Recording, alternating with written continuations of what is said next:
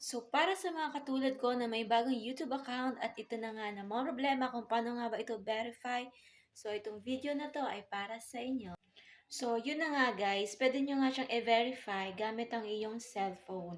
At syempre, once na nag-verify kayo, kailangan ang gamit yung SIM card ay Globe or TM. Kasi na-try ko na din siya kung i-verify ko siya gamit ang talk and text or smart, ay mahirapan talaga kayo. So, ayun, panoorin nyo na lang yung aking step by step kung paano nga ba mag-verify ng YouTube account sa ating cellphone. So, ayun na nga guys, kunin nyo na yung cellphone nyo at pumunta na nga kayo dito sa inyong Google Chrome. Ayan.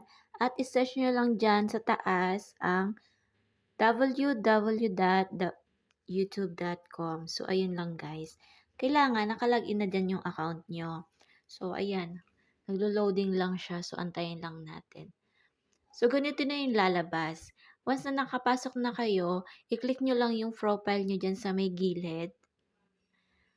Ayan. May makikita kayo dyan yung U sa baba. Click nyo lang yan. Tapos, i-click nyo lang din yung profile nyo. Tapos, ganito na yung lalabas. I-click nyo lang yung customize channel. Ayan. Mapupunta kayo dyan sa YouTube Studio. At kapag nakapasok na kayo dyan sa customize channel, meron kayo dyan makikita sa baba, scroll nyo lang siya pataas. May makikita kayo dyan settings, i-click nyo lang yung settings. At ganito na nga yung lalabas guys, once na-click nyo yung settings sa inyong customize channel. At once nakapasok na kayo dito, i-click nyo nga lang yung channel at ito na yung lalabas. May makikita kayo dyan na future eligibility. Click nyo lang dyan guys. Then may lalabas na dyan na phone number.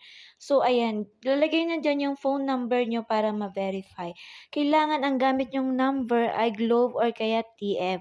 Kasi na-try ko na din siya na kung gamitin ko smart at saka talk and text, hindi talaga siya na-verify.